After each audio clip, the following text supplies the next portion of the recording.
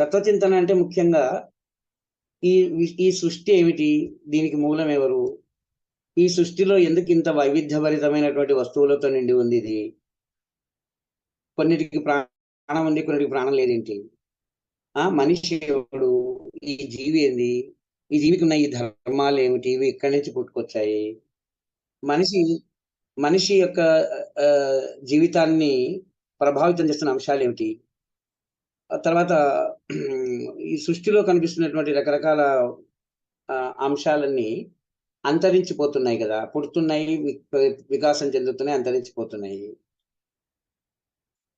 ఈ రహస్యానికి మూలం ఏమిటి, ఇలాంటి విషయాలన్నిటిని ఇలాంటి విషయాలను మనము తాత్వికమైన ప్రశ్నలు అంటాం.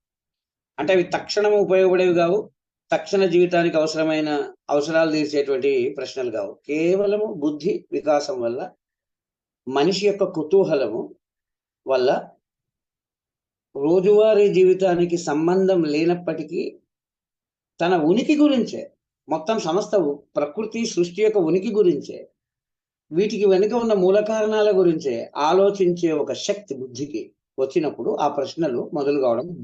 ఇది అన్ని నాగరికతల్లో, అన్ని సంస్కృతుల్లో, అన్ని దేశాల్లో కూడా ఇలాంటి ప్రశ్నలు మనకు మోరార్లెస్ అదే సమయంలో పుట్టుకురావడం మనం చూస్తాం.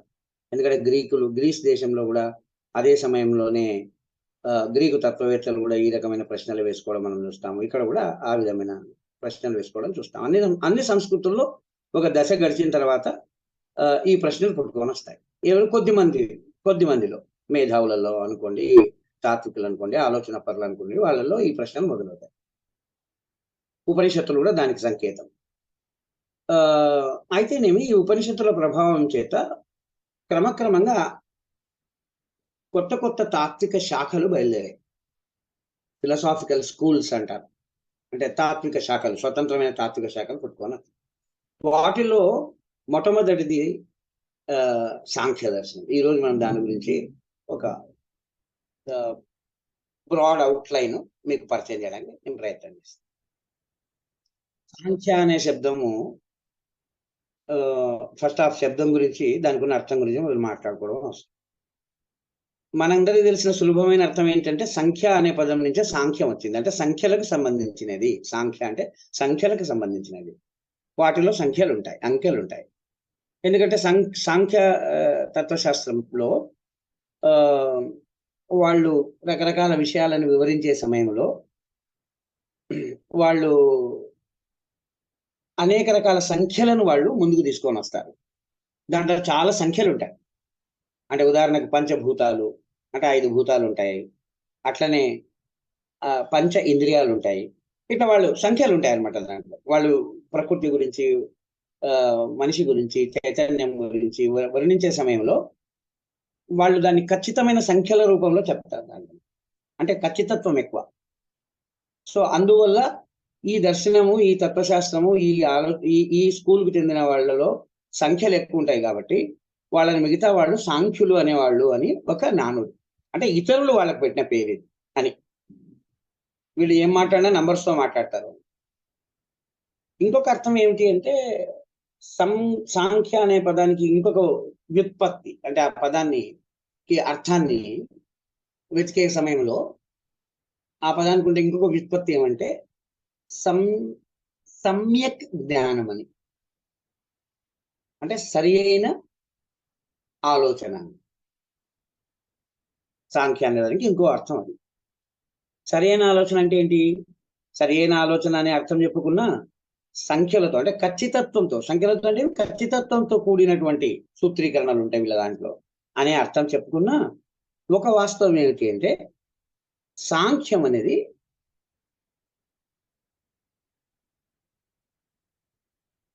ఒక హేతు తర్కంతో కూడినటువంటి వివరణలను ఇవ్వడము సాంఖ్యం యొక్క పద్ధతి. మొదటిసారి ఆ పద్ధతిని ఒక ముఖ్యమైన పద్ధతిగా ప్రతిపాదించి తన సిద్ధాంతాలన్నింటినీ చాలా ఖచ్చితత్వంతో కూడిన సూత్రీకరణల రూపంలో, తర్కబద్ధమైన వాదనల రూపంలో తన సిద్ధాంతాన్ని ప్రతిపాదించిన మొదటి తత్వశాస్త్రం అది సాంఖ్య తత్వశాస్త్రం. అంటే వాళ్ళకి ఏదైనా ఒక ప్రతిపాదన వాళ్ళు చేస్తే ఆ ప్రతిపాదనకి ఆ ప్రతిపాదనని వాళ్ళు లాజిక్ సహాయంతో, తర్కం సహాయంతో వాళ్ళు వివరిస్తారు. తర్కానికి విరుద్ధమైన మాటలు వాళ్ళు మాట్లాడారు. ఇది ఒక అంశం. రెండవది, వాళ్ళు ఏదైనా ఒక దృగ్విషయాన్ని గురించి, అంటే కండ్ల ముందు కనిపిస్తున్న దాని గురించి వివరించేటప్పుడు లేదా వర్ణించేటప్పుడు దాని మూలాల్లోకి వెళ్ళి దాని మౌలికమైన అంశాలని వాళ్ళు ఖచ్చితంగా గణిస్తారు, లెక్కిస్తారు వాళ్ళు. ఇవి మౌలిక అంశాలు 1 2 3 4. సో హేతుబద్ధంగా ఉంటారు, తార్కికంగా వాదిస్తారు, ఖచ్చితమైన స్టేట్మెంట్లు ఇస్తారు. తర్వాత చాలా క్వాంటిటేటివ్, అంటే దానికి ఒక కొలవడానికి వీలైన పద్ధతిలో లెక్కిస్తారు. ఇది వీళ్ళ పద్ధతి. అంటే ఎంపిరికల్ మ్యాథమెటికల్ పద్ధతి వీళ్ళది. వాస్తవాలని తార్కికంగా చెప్తారు, దానికి గణిత శాస్త్రాన్ని కూడా జోడిస్తారు. ఈ పద్ధతి మనకు గ్రీస్లో కూడా చూస్తే ఈ రకమైన పద్ధతి ఉన్న తత్వవేత్తలు, అంటే గణిత శాస్త్రాన్ని ఆధారంగా చేసుకొని తమ తాత్విక సూత్రీకరణలు చేసినటువంటి వాళ్ళు మనకు గ్రీస్ దేశంలో కూడా కనపడతారు. ఉదాహరణకు పైథాగరస్ లాంటి వాళ్ళు. సాంఖ్య దర్శనము ముఖ్య ప్రతిపాదనలు ఏమిటి అని మనం చూస్తాం. అది సాంఖ్య దర్శనము తాను ఎంచుకున్న ఆశయం ఏమిటి, దాని యొక్క ఆశయం ఏమిటి ఫస్ట్ మనం అర్థం. సాంఖ్య దర్శనం యొక్క ఆశయం ఏమిటంటే, ఈ సృష్టి ఎలా ఏర్పడింది, ఈ సృష్టిలో ఇంత వైవిధ్యత ఎందుకుంది, అంటే ఇన్ని రకరకాలైన భిన్నమైన పదార్థాలు ఎలా ఉన్నాయి, మనిషి ఈ జీవి ఎలా ఉనికిలోకి వస్తాడు, ఈ జీవికి ఇన్ని రకాల ధర్మాలు లక్షణాలు, ఏ ధర్మాలు లక్షణాలు ఉన్నాయి, మన కళ్ళ ముందు కనపడే సృష్టికి ఏమేమి ధర్మాలు లక్షణాలు ఉన్నాయి, అట్లనే ఈ జీవికి ఏమేమి ధర్మాలు లక్షణాలు ఉన్నాయి, ఇవన్నీ ఎట్లా ఉత్పన్నమవుతున్నాయి, ఎట్లా పుడుతున్నాయి, తర్వాత ఈ జీవి యొక్క ప్రయాణము ఏ దిశగా సాగుతోంది, ఈ ప్రయాణంలో జీవికి ఎదురయ్యే అనుభవం ఏమిటి, చివరికి అంతిమ మజిలీ ఏమిటి, ఈ విషయాల గురించి వివరించడం సాంఖ్య దర్శనం యొక్క ప్రధానమైన ఆశయం.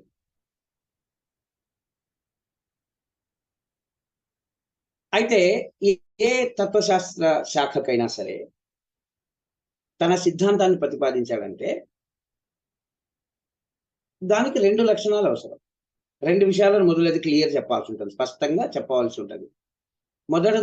మొదటి అంశం ఏమిటంటే, దాని సత్తావాదం ఏమిటి అంటారు తత్వశాస్త్రంలో. సత్తావాదం అంటే, సత్తా అంటే ఉనికిలో ఉన్నది, ఉనికిలో ఉన్నదాన్ని సత్తా అంటారు, రియాలిటీ అని అంటారు, వాస్తవిక జగత్తు అంటారు. వాస్తవికత అంటే మన ఆలోచనలతో నిమిత్తం లేకుండా, మన ఇష్టాలకు సంబంధం లేకుండా, అసలు మన ఉనికితోనే సంబంధం లేకుండా స్వతంత్రంగా తనకు తాను ఉనికిలో ఉండగలిగిన ఒక జగత్తు ఉంటుంది బయట. దాన్ని వాస్తవిక జగత్తు అంటాం. నిజానికి మనం కూడా ఆ వాస్తవిక జగత్తులో ఒక భాగంగా ఉంటాం. సో మనతో సహా ఆ వాస్తవిక జగత్తులో భాగం. ఆ వాస్తవిక జగత్తు యొక్క ఉనికి మన మీద ఆధారపడదు, మనకు స్వతంత్రంగా ఉనికిలో ఉంటుంది. రియాలిటీ అంటాం దాన్ని. ఈ రియాలిటీ గురించి ఏంది ఆ రియాలిటీ, దాంట్లో ఏమేమి అంశాలు ఉన్నాయి, ఆ వాస్తవిక జగత్తులో, ఆ వాస్తవికతలో ఏమేమి అంశాలు ఉన్నాయి, దాని రూపురేఖలు ఏమిటి అని ఒక సిద్ధాంతం, దాన్ని సత్తావాదం అంటారు. ఏ తత్వశాస్త్ర శాఖకైనా తనదైన ఒక వాస్తవిక జగత్తుకు సంబంధించిన ఒక అవగాహన ఉండాలి మొదలు. రెండవది ఏమి ఉండాలి అంటే, వాస్తవిక జగత్తు అలా ఉంది, అయితే ఈ వాస్తవిక జగత్తును మనం ఎట్లా తెలుసుకోగలుగుతాము, దానికి సంబంధించిన జ్ఞానం మనకెట్లా వస్తుంది, మనం దాన్ని ఎట్లా అవగాహన చేసుకోగలుగుతాము, దానికి ఏదైనా ప్రాసెస్ ఉందా, దానికి ఏదైనా ఒక మెథడ్ ఉందా. మొదటిదేమో మనకు స్వతంత్రంగా ఉనికిలో ఉన్న జగత్తుకు సంబంధించిన సిద్ధాంతము, రెండవది, మనకు ఆవల మనకు స్వతంత్రంగా ఉనికిలో ఉన్న జగత్తు గురించి మనకెలా జ్ఞానం వస్తుంది అనేది, దాన్ని జ్ఞాన సిద్ధాంతము అంటారు. ఇంగ్లీష్లో ఆ సత్తావాదం అనే మొదటి సిద్ధాంతాన్ని ఆంటాలజీ అంటారు. రెండవదైన జ్ఞాన సిద్ధాంతాన్ని ఎపిస్టమాలజీ అంటారు. సాంఖ్య శాస్త్రానికి, సాంఖ్య దర్శనానికి కూడా తనదైన ఒక ఆంటాలజీ, ఒక సత్తావాదం ఉన్నది, తనదైన ఒక జ్ఞాన సిద్ధాంతం ఉన్నది. ఏ స్వతంత్రమైన ఏ తాత్విక శాఖకైనా ఇవి రెండు ఉండవలసిందే. సాంఖ్య దర్శనం యొక్క ఆంటాలజీ ఏమి అంటే, అది ఈ జగత్తును ఏ విధంగా వర్ణిస్తుంది, మొదలు రియాలిటీని ఎట్లా అర్థం చేసుకుంటున్నారు మొదలు అని మనం చూస్తే, సాంఖ్య శాస్త్ర ప్రకారము, సాంఖ్య దర్శనం ప్రకారము ఈ మొత్తము కనిపిస్తున్న, మన కళ్ళకు కనిపిస్తున్న, మన అనుభవంలోకి వస్తున్న, మన మీద తీవ్ర ప్రభావం చూపిస్తున్న, మనం దేనితో అయితే సంబంధం కలిగి ఉన్నామో, దేని మీద అయితే ఆధారపడి ఉన్నామో, మన చుట్టూ ఉన్నటువంటి ఆ సృష్టి ఏదైతే ఉందో, చరాచర సృష్టి అంటే నిర్జీవ సజీవ సృష్టి ఏదైతే ఉందో, ఇది ఉనికిలోకి రావడానికంటే ముందే, ఈ సృష్టి ఆరంభం కావడానికంటే ముందే, అంటే మన అనుభవంలో ప్రస్తుతం మన చుట్టూ మనకు కనిపిస్తున్నటువంటి సృష్టిని కదా, ఇది అనుభవంలోకి రావడానికంటే ముందు, అసలు మనమనే వాళ్ళమే ఉనికిలోకి రావడానికంటే ముందు, మన అనుభవంలోకి వస్తున్నటువంటి ఈ సృష్టి కూడా పుట్టడానికంటే ముందు, ఆ అత్యంత ఆదిమ స్థితిలో రెండు పరస్పరము ఒకదాంతో ఒకటి సంబంధం లేని, ఒకదానితో ఒకటి స్వతంత్రంగా ఉన్న రెండు అంశాలతో నిండి ఉండింది ఈ విశ్వం. ఒకదాన్ని వాళ్ళు ప్రకృతి అన్నాం. ప్రకృతి అంటే మనం ఇప్పుడు నేచర్ అంటాం కదా, ఆ అర్థంలో కాదు. అది ఇప్పుడు మనం ఏదైతే నేచర్ అనే అర్థంలో ప్రకృతిని వాడుతున్నామో, అంటే అడవులు, చెట్లు, మొత్తం మన చుట్టూ ఉండేటువంటి సమస్త ఈ లోకాన్ని మనం ప్రకృతి అనే అర్థంతో వాడుతున్నాం కదా. అంటే మానవ ప్రపంచానికి బయట ఉండేదాన్నంతా ప్రకృతి అంటున్నాం మనం. లేదా మనిషి సృష్టించిన సంస్కృతికి బయట ఉండేదంతా ప్రకృతి అంటున్నాం, ఇన్క్లూడింగ్ మన శరీరం. ఇంకా మన శరీరంలో ప్రకృతిలో భాగం. మనిషి తాను సొంతంగా సృష్టించిన సంస్కృతి కాక, తాను సొంతంగా సృష్టించిన పరికరాలు కాక, తాను సొంత బుద్ధితో రూపొందించుకున్న భావాలు, ఆచారాలు కాక, మిగతా అది బయట సహజంగా మనిషి ప్రమేయంతో సంబంధం లేకుండా ఉన్నదాన్ని మనం ప్రకృతి అంటున్నాం. దాన్ని నేచర్ అంటున్నాం మనం. అయితే సాంఖ్యుల ప్రకారం అది కాదు నేచర్, అది కాదు ప్రకృతి అంటే. ఈ పదం ఎందుకంటే కన్ఫ్యూజ్ అవుతుంది మనకు. సాంఖ్య దర్శనంలో మనకు పదే పదే ప్రకృతి అనేది ఒక మౌలిక తత్వంగా సాంఖ్య దర్శనంలో, సాంఖ్య సిద్ధాంతంలో మనకు కనపడుతుంది. అయితే సాంఖ్యులో మాట్లాడే ప్రకృతి మనం మాట్లాడుతున్న ప్రకృతి కాదు. ఇది మొదలు మనం గుర్తుపెట్టుకోవాల్సిన విషయం. మరి సాంఖ్యుల ప్రకృతి ఏమిటంటే, ఇప్పుడు మనం ఏదైతే ప్రకృతి అంటున్నామో అది ఉనికిలోకి రావడానికంటే ముందే విశ్వమంతా ఆవరించి ఉన్న ఒక ఆదిమ వ్యవస్థ.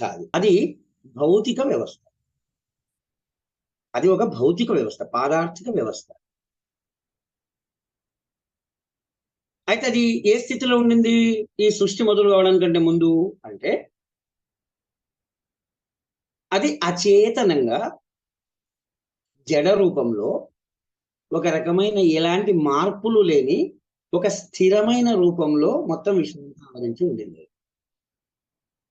ఇట్లా స్థిరమైన రూపంలో ఉండడానికి, మార్పులు లేకుండా ఉండడానికి, నిశ్చలమైన పరిస్థితిలో ఉండడానికి కారణం ఏమిటి అని కూడా వాళ్ళు చెప్తారు మళ్ళీ. ఎందుకంటే వాళ్ళు కారణాలు చెప్పకుండా ఊరికి ఏ సూత్రం చెప్పరు. వాళ్ళు ఒక స్టేట్మెంట్ ఇచ్చినంటే ఇదో దీనికి కారణం ఇది అంటారు. అందువల్లనే అది తాత్విక శాఖ అయింది, అందుకనే అంత హేతుబద్ధమైన స్కూల్ అయింది. వాళ్ళు చెప్పే కారణం ఏమిటంటే, ఈ విశ్వమంతా ఆవరించి ఉన్నటువంటి జడ రూపంలో, అంటే నిద్రావస్థలో విశ్వమంతా ఆవరించి ఉన్నటువంటి ఈ పదార్థ వ్యవస్థ, ఈ భౌతిక వ్యవస్థ ఏదైతే ప్రకృతి అంటున్నామో, అది ఆ స్థితిలో అట్లా ఉండడానికి కారణం ఏమంటే, దాని లోపల 3 భిన్నమైన గుణాలు ఉన్నాయి. ఆ 3 గుణాల మధ్యలో ఒక సంతులనం ఉన్నది, ఒక బ్యాలెన్స్ ఏర్పడి ఉన్నది, ఒక ఈక్విలిబ్రియం, సమతా స్థితి ఉన్నది. అంటే ఏది ఎక్కువ కాదు, ఏది తక్కువ కాకుండా మూడు కూడా సమానమైన శక్తితో ఒకదాంతో ఒకటి పెనవేసుకొని పోయి ఉన్నాయి. ఏది ఎక్కువ కాకుండా ఏది తక్కువ కాకుండా ఆ మూడు గుణాలు ఉన్నాయి. అవి మూడు కూడా సమానమైన బలంతో ఒకదాంతో ఒకటి పెనవేసుకొని పోయి ఒక సమతాస్థితి ఏర్పడడం చేత ఆ ప్రకృతి ఆ విధంగా నిశ్చలంగా జడంగా నిద్రావస్థలో ఉంది. ఏమా మూడు గుణాలు అంటే సత్వ రజస్ తమో గుణాలు. అంటే సత్వగుణము, రజోగుణము, తమో గుణం అనేటువంటి మూడు గుణాలు ఈ భౌతిక వ్యవస్థ ఈ నిద్రావస్థలో ఉన్న ఈ భౌతిక వ్యవస్థ, వాళ్ళు దాని ప్రకృతి అంటారు. ఆ భౌతిక వ్యవస్థ లోపల సమతాస్థితిలో ఒకదాని మీద ఒకదాని ఏ ఒక్కదాని పెత్తనం లేకుండా మూడు కూడా సమానమైన బలంతో ఒక రకమైన ఈక్విలిబ్రియంతో ఒక సమతూకంలో ఉండడం చేత, అంటే ఒకదాన్ని ఒకటి కదలకుండా బంధించి ఉంచినాయి అన్నమాట. అవి ఏ ఒక్కటి డామినెంట్ కాకుండా, ఏ ఒక్కటి కూడా ఇంకో దాని మీద పై చేయి సాధించకుండా సమతాస్థితిలో ఉండడం చేత అది ఆ విధంగా నిద్రాస్థితిలో జడస్థితిలో ఉండింది ఈ ప్రకృతి. ఏమి గుణాలు? ఆ గుణాలను కూడా వాళ్ళు వివరిస్తారు. అంటే మూడు గుణాలు, సంఖ్య చూస్తున్నారు కదా, సంఖ్యలు అంటే వాళ్ళు లెక్కలు లేరు. ఈ మూడు గుణాలు ఉంటాయి. ఏమా మూడు గుణాలు? సత్వగుణం అంటే ఏమిటి అంటే, సత్వగుణం అంటే లాఘవం, లఘుత్వం అంటారు. లఘు అనే శబ్దానికి అర్థం ఏమిటంటే రెండు అర్థాలు. ఒకటి పొట్టి అని, ఇంకొకటి తేలిక అని. తేలికపాటి అని, బరువు తక్కువ ఉండడానికి, చాలా తేలికగా ఉండడాన్ని లఘు అంటారు. ఈ లఘు అనే శబ్దం నుంచే లాఘవం వచ్చింది. అంటే ఒక మనిషి ఎవరైనా చాలా వేగంగా జంపు చేయగలిగితే, చాలా ఈజీగా జంపు చేయగలిగితే ఆ మనిషికి చాలా లాఘవం ఉందిగా అంటే చాలా ఈజీగా జంపు చేయగలుగుతున్నాడు అంటే అతని శరీరం చాలా తేలికగా ఎగరగలుగుతుంది అంటే లాఘవం ఉంది అంటే తేలికతనం అన్నమాట. దీనికి ఆపోజిట్ పదమే గురు. లఘుకు ఆపోజిట్ పదం గురు. గురు అనేటువంటి శబ్దానికి అర్థం ఇప్పుడు టీచర్ అనే అర్థం స్థిరపడింది, కానీ నిజానికి ఒరిజినల్ అర్థం ఏమిటంటే బరువైన అని. లఘు అంటే తేలికైన అని, గురు అంటే బరువైన అని. ఈ గురులో నుంచే గురుత్వాకర్షణ శక్తి వచ్చింది, గురుత్వం వచ్చింది. భూమికి గురుత్వం ఉంటుంది, గురుత్వ శక్తి ఉంటుంది. అంటే బరువైన వస్తువులు అంత సులభంగా ఎగరవు, అంత సులభంగా జంపు చేయవు, అంత తొందరగా కదలవు. ఈ గురువు అనే మూలం ఏమిటంటే చాలా బరువైన అనే అర్థం. లఘువు నుంచి లాఘవం వచ్చినట్టే గురువు నుంచి గౌరవం అనే పదం వస్తుంది. గురువు కూడా చాలా జ్ఞానం అనేటువంటి బరువు చేత, జ్ఞానం అనే బరువు అనమాట. ఆ గురువు అనే శబ్దము టీచర్ గా అర్థం మారడానికి ఏమంటే జ్ఞానభారంతో ఉంటాడు అతను. అంత తొందరగా చెలించరు వాళ్ళ జ్ఞానులు, అంత తొందరగా చెల్లించరు. వాళ్ళ ఎమోషన్స్ అంత తొందరగా బయటపడవు. వాళ్ళు ఏదానికి కష్ట సుఖాలకు దేనికి కూడా అంత సులభంగా చెల్లించరు. వాళ్ళకు బరువు ఎక్కువ, అంత సులభంగా చెల్లించిపోరు. వాళ్ళకు గురుత్వ లక్షణం ఉంటుంది, లఘుత్వ లక్షణం ఉండదు. ఆ గురుత్వం ఉన్న వాళ్లకు దాన్ని గౌరవం అంటారు.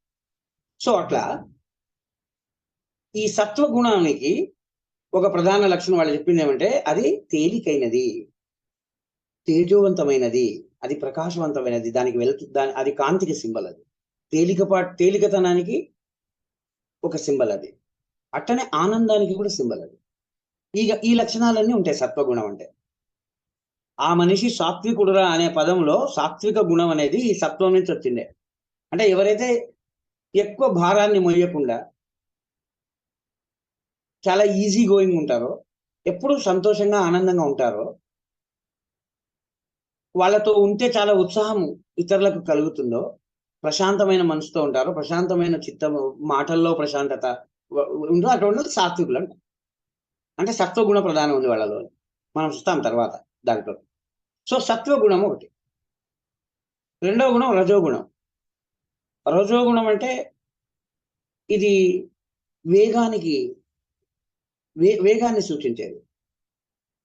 ఇది వేగవంతమైనది అంటే చలనం సూచిస్తుంది. తాను చెల్లిస్తుంది, తన చుట్టుపక్కల ఉండే వాటిని కూడా చెల్లింపజేస్తుంది. తాను స్వయంగా చెల్లిస్తుంది, చుట్టుపక్కల ఉండే వాటిని కూడా చెల్లింపజేస్తుంది. ఇది తన చుట్టుండే విషయాలన్నిటిని తీవ్రంగా ప్రభావితం చేసే గుణం ఇది. ఈ రజోగుణం నుంచే రాజసం వస్తుంది. ఈ రజోగుణం నుంచే రాజసము లేదా రాజు, ఈ శబ్దాలన్నీ దాంట్లోంచి వస్తాయి. అంటే ఏమంటే లీడర్షిప్ క్వాలిటీ అన్నట్టు. రాజు అనేది అందుకే వచ్చిండేది, రాజసం అంటే అదే వచ్చింది. దాని ఇంపాక్ట్ ఉంటుంది, ఇతరులను మోటివేట్ చేస్తారు, ఇతరులను కదిలిస్తారనే అర్థంలో. సో రజోగుణం అంటే చాలా తీవ్రంగా రియాక్ట్ అయ్యే లక్షణం. మూడవ గుణం తమో గుణం. ఇది ఒక రకమైన తమస్ అనే శబ్దానికి ఇంకొక అర్థం కూడా ఏంటంటే చీకటి అని, అంధకారము అని. ఎగ్జాక్ట్ గా సత్వగుణానికి ఆపోజిట్ తమస్సు. సత్వగుణం కాంతిని ప్రతిబింబిస్తే తమస్సు తమో గుణం అనేటువంటిది చీకటికి ప్రతిబింబిస్తుంది. అది జ్ఞానానికి ఉదాహరణ అయితే తమస్సు అనేది అజ్ఞానానికి కూడా ఒక సంకేతం అవుతుంది. అందుకనే జ్ఞానాంధకారం అంట, అజ్ఞానాంధకారం అంట. ఎందుకంటే అజ్ఞానం కూడా ఒక రకమైన చీకటి అని. చీకటి ఎక్కడ ఉంటుందో అక్కడ వస్తువులు స్తబ్దంగా ఉంటాయి, కదలిక ఉండదు అక్కడ. అందుకనే తమో గుణానికి లక్షణం, ఇంకొక లక్షణం కూడా ఏంటంటే అజ్ఞానము, అంధకారము, తర్వాత జడత్వం, కదలకుండా ఉండేటువంటి ఒక స్థితి. ఈ గుణాలు తమో గుణం అంటే ఇది.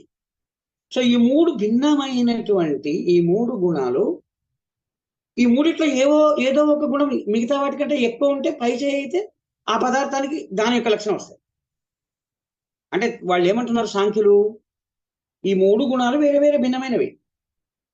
ఈ మూడిట్లో ఏదొక్కటి డామినెంట్ పొజిషన్ లో ఉన్నా, అంటే దాన్ని పై చేయి అయినా, అప్పుడు ఆ పదార్థానికి, ఆ వస్తువుకు, ఆ మనిషికి ఆ గుణం ఎక్కువగా కనపడుతుంది, ఆ వ్యక్తిత్వంలో గుణం కనపడుతుంది, ఆ ప్రవర్తనలో గుణం కనపడుతుంది.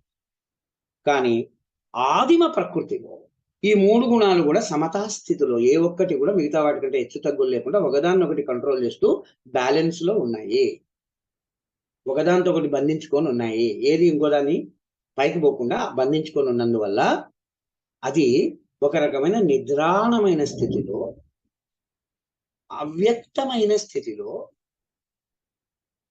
తనను తాను వ్యక్తం చేసుకోలేని స్థితిలో, నిద్రాణమైన స్థితిలో, జడమైన స్థితిలో ఉండింది ప్రకృతి. అది ప్రకృతి.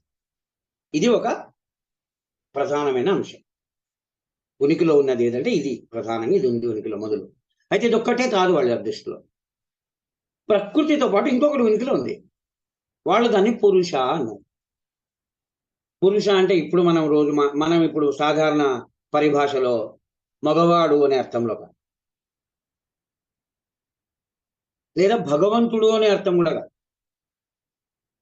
ఎందుకంటే పురుష సూక్తం ఇలాంటి దానిలలో మనకు కనిపించే పురుషుడు విరాట్ పురుషుడు, మనిషి అనే అర్థం కాదు, లేదా విరాట్ పురుషుడు అంటే దేవుడు అనే అర్థం కూడా కాదు.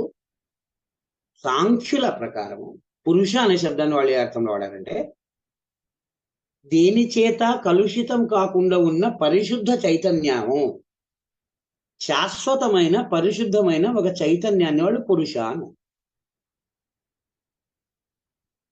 అది ప్రకృతి నుంచి పుట్టింది కాదు, ప్రకృతికి స్వతంత్రంగా ఉనికిలో ఉన్నది, శాశ్వతమైనది.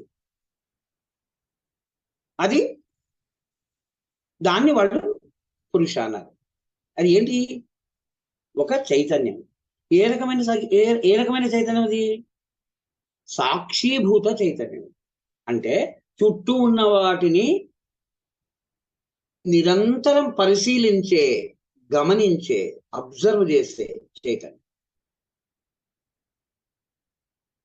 ఆదిమ ప్రకృతి ఉంది, దాంతో పాటు దేని చేత కలుషితం కానటువంటి ఒక పరిశుద్ధమైన చైతన్యం ఉంది, అది పురుష ఉంది. అయితే ఒక్క పురుష కాదు, అది అసంఖ్యాకమైన పురుషులు ఉన్నాయి. సాంఖ్యుల ప్రకారం లెక్క లేదు వాటికి, అసంఖ్యాకమైన పురుషులు ఉన్నాయి. ఇది చాలా ఇంపార్టెంట్. అయితే సాంఖ్యుల సిద్ధాంతంలో చాలా కీలకమైన ఒక ముఖ్యమైన విషయం ఏమిటంటే, మామూలుగా చైతన్యం అనే పదం కూడా సాంఖ్యులు వాడే అర్థమే వేరు. మామూలుగా చైతన్యం అనేటువంటి పదాన్ని మనం ఇప్పుడు ఏ అర్థంలో వాడుతున్నాము? ఏదైతే చుట్టూన్న వాటిని గమనిస్తుందో, చైతన్యం అనే పదానికి అది ఉంది. చైతన్యంలో ఉండడం అంటే స్పృహలో ఉండడం, మేల్కొని ఉండడం. అంటే మేల్కున్నప్పుడే కదా, స్పృహలో ఉన్నప్పుడే కదా చుట్టూన్న వాటిని అబ్జర్వ్ చేస్తాం, మన చుట్టూ ఏం జరుగుతుందో గమనిస్తాం. కాబట్టి చైతన్యం అనే దానికి ఒక ప్రధాన అర్థం స్పృహలో ఉండడం, చుట్టూండే వాటిని గమనించగలిగిన శక్తి ఉండడం, ఆ అర్థం ఉంది. ఆ అర్థంతో పాటు చుట్టూ జరుగుతున్న వాటిని చూస్తూ ఊరికే చూస్తూ ఉండడం కాదు, దానికి స్పందించే లక్షణాన్ని కూడా చైతన్యం అంటుంది. అంటే ఉదాహరణకు అన్యాయాలను ఎదిరించే చైతన్యం అంటాం. హక్కులను డిమాండ్ చేసే చైతన్యం అంటారు. సమాజంలో ఉండే మూఢాచారాలకు వ్యతిరేకంగా పోరాడే ఒక చైతన్యం అంటారు. అంటే చైతన్యం అనేటువంటిది కదలిక, చలనము అనే దానికి కూడా ఒక సంకేతంగా ఉంది. పరిశీలనా శక్తి, మెలకువ, మేల్కొని ఉండడం అనే అర్థమే కాకుండా, అంటే అబ్జర్వేషన్ కెపాసిటీ అనేదే కాకుండా యాక్షన్ చేయగలిగిన శక్తి, ఒక చర్యకు పాల్పడగలిగిన శక్తి, ఒక క్రియాశీల శక్తికి కూడా చైతన్యము మూలము అనే అర్థంలో ఇప్పుడు మనం వాడుతాం. అంటే ఇప్పుడు మనం వాడే అర్థంలో చైతన్యానికి క్రియాశీలత ఉంది. వాడు చైతన్యవంతుడైన మనిషి అంటే చూస్తూ ఊరుకోడు వాడు అని. చూస్తాడు కానీ చూస్తూ ఊరుకోడు కూడా, ఏదో ఒకటి చేస్తాడు. అది చైతన్యం అంటే మన అర్థంలో, ఇప్పుడు మోడర్న్ అర్థంలో. కానీ సాంఖ్యుల చైతన్యము అంటే పురుష అంటే ఒక పరిశుద్ధ చైతన్యము, లేదా అనేక పరిశుద్ధ చైతన్యాలు ఏవైతే ఆదిమ కాలం నుంచి ఉన్నాయో, అనాదిగా ఉన్నాయో, శాశ్వతమైన అనాది అయిన, అంటే దానికి ఆది లేదు. అనాది అంటే ఆది లేదు, దానికి మొదటి నుంచి ఉందంతే. అట్లా శాశ్వతమైన పరిశుద్ధమైన చైతన్యం అనే అర్థంలో పురుషను వాడతారు వాళ్ళు. అయితే ఈ చైతన్యం మనం అనుకుంటున్నట్లు క్రియాశీల శక్తి ఉన్నది కాదు. అది కేవలము సాక్షీభూత చైతన్యం, విషయాలను పరిశీలించే, చూసే చైతన్యం. యాక్టివిటీ లేదు దానికి, అది ఉంటే చూస్తుంటది అంతే. అయితే ఇది స్టార్టింగ్ పాయింట్ అంటారు వాళ్ళు. ఈ మొత్తం విశ్వం యొక్క మొదలున్నది ఇది. ప్రకృతి, పురుష అనేటువంటి రెండు రియాలిటీస్ ఉన్నాయి వాళ్ళ దృష్టిలో, ఒక్క రియాలిటీ కాదు. ఒకే ఒక రియాలిటీ ఉంది, ఒకే ఒక వాస్తవం ఉంది, దాని నుంచే మిగతావన్నీ పుట్టుకొని వస్తాయి అంటే అది అద్వైతం. అంటే అద్వైతం అంటే, ద్వైతం అంటే రెండు ఉన్నాయి, మౌలికమైనవి రెండు ఉన్నాయి అంటే ద్వైతం. రెండు కాదు, ఒకటే ఉంది అంటే అద్వైతం. అది భౌతికవాద అద్వైతం కావచ్చు, భావవాద అద్వైతం కావచ్చు. ఉదాహరణకు భౌతికవాదుల ప్రకారం, చార్వాకులు లాంటి భౌతికవాదుల ప్రకారము ఉన్నది పంచభూతాలతో నిండి ఉన్న ఈ భౌతిక జగత్తు మాత్రమే. దీని నుంచే నిర్జీవ పదార్థాలు, దీని నుంచే ప్రాణం ఉన్న పదార్థాలు, దీని నుంచే ఆలోచన ఉన్న మనిషి పుట్టుకొని వస్తాడు.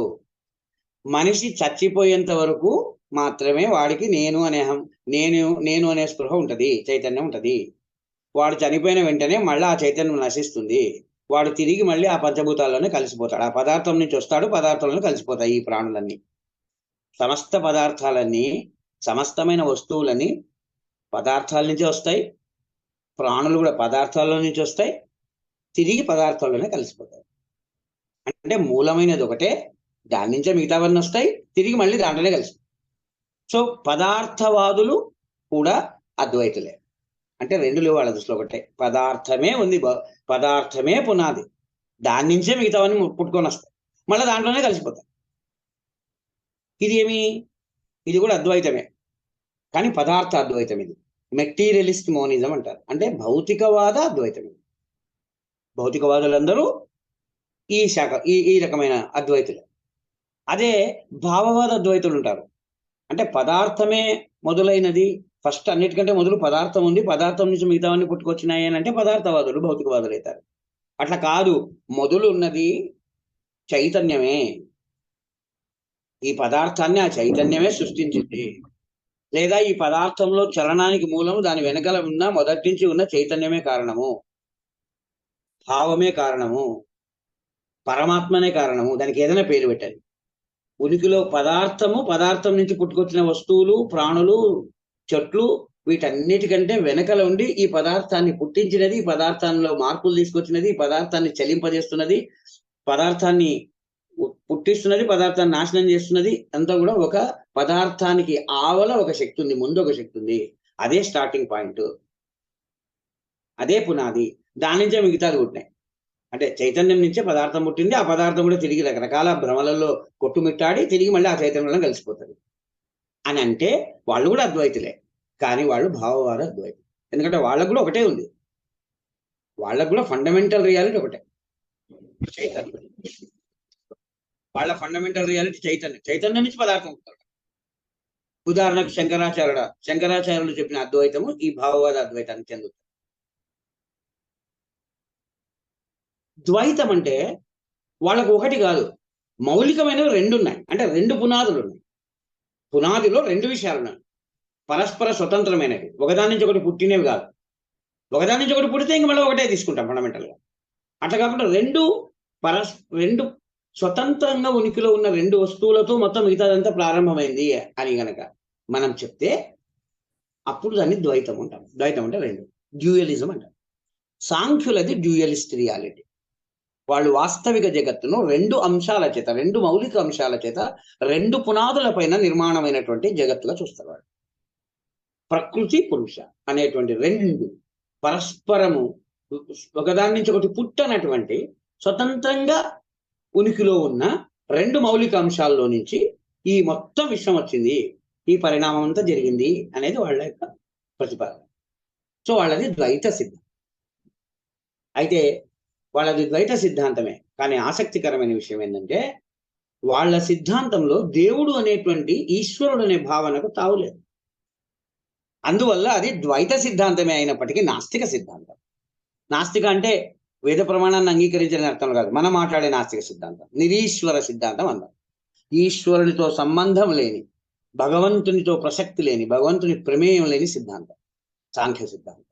ఎందుకంటే ప్రకృతి ఉంది, అది భౌతిక వ్యవస్థ. అది మూడు గుణాల సంతులనం చేత నిద్రావస్థలో జడవస్థలో ఉన్నటువంటి ఒక భౌతిక వ్యవస్థ ఉన్నది ప్రకృతి. పరిశుద్ధమైన, దేని చేత కలుషితం కానటువంటి సాక్షిభూతమైన శక్తి ఉన్న, అన్నింటినీ గమనించగలిగిన శక్తి ఉన్న ఒక చైతన్యం ఉంది, అది పురుషుడు. దీని నుంచి ఇది పుట్టలేదు, దాని నుంచి ఇది పుట్టలేదు. అవి స్వతంత్రంగా ఉనికిలో ఉన్నాయి మొదటి నుంచి, ఎప్పటి నుంచో వాటికి ఆది లేదు, అవి అనాది. వాళ్ళ ఆంటాలజీ అది, అంటే వాళ్ళ ఉనికిలో ఉన్న జగత్తు గురించిన వర్ణన అది. మరి సృష్టి ఎట్లా ఏర్పడింది, ఈ సృష్టి ఎట్లా ఏర్పడింది అనే ప్రశ్నకు వేసుకుంటారు వాళ్ళు. వేసుకుని వాళ్ళు ఏం చెప్తారు జవాబు అంటే, ఈ సాక్షిభూతమైనటువంటి పురుష, ఈ జడంగా ఉన్నటువంటి నిద్రాణావస్థలో ఉన్నటువంటి ఈ ప్రకృతి, వీటి మధ్యలో సంపర్కం ఏర్పడినప్పుడు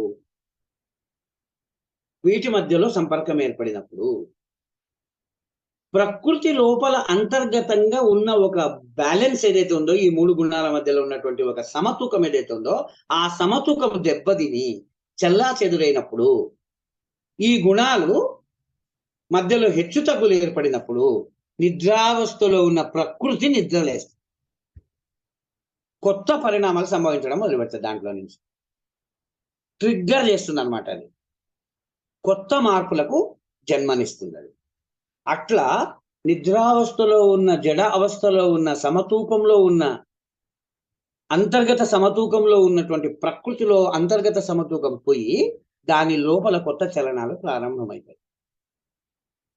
ఈ గుణాల మధ్యలో ఉన్న సమతూకం చెదిరిపోతుంది. దాంట్లో నుంచి రకరకాల కొత్త వస్తువులు, కొత్త ఎంటిటీస్, కొత్త విషయాలు ఉనికిలోకి రావడం మొదలుపెట్టాయి. కొత్తగా ఉనికిలోకి వచ్చిన ఈ విషయాలు ఏవైతే వీటికి సత్వ రజ తమో గుణాలలో మూడు ఉంటాయి. ప్రతి వస్తువులో, ప్రతి విషయంలో ప్రకృతి నుంచి ఆ జడ ప్రకృతిలో నుంచి నిద్రలేచిన, ఆ జడ ప్రకృతిలో నుంచి పుట్టుకొని వచ్చినటువంటి అన్ని విషయాలలో, అవి ప్రాణం లేని వస్తువులు కావచ్చు, మొక్కలు కావచ్చు, చెట్లు కావచ్చు, జంతువులు కావచ్చు, మనుషులు కావచ్చు, వీటన్నిటిలో ఈ మూడు గుణాలు ఉంటాయి. ఎందుకంటే ప్రకృతిలో ఉండేవి ఆ మూడే కదా, ఆ మూడు వీటిలో ఉంటాయి. అయితే ఈ మూడు ఏ ఏ పాళ్లలో ఉన్నాయి అనే దాన్ని బట్టి వాటి స్వభావాలు, వాటి ప్రవర్తనలు నిర్ణయించబడతాయి. సత్వగుణం కొంచెం ఎక్కువ ఉండి, రజోతమ గుణాల కంటే సత్వగుణం ఎక్కువ ఉంటే ఆ జంతువు, ఆ వస్తువులకు కానీ, ఆ మొక్కలకు కానీ, ఆ జంతువులకు కానీ, ఆ మనుషులకు కానీ సాత్విక లక్షణాలు ఎక్కువ ఉంటాయి. రజోగుణం ఎక్కువ ఉంటే రజోగుణం ఉంటుంది, అట్లనే తమో గుణం ఉంటే తమో గుణం ఉంటుంది.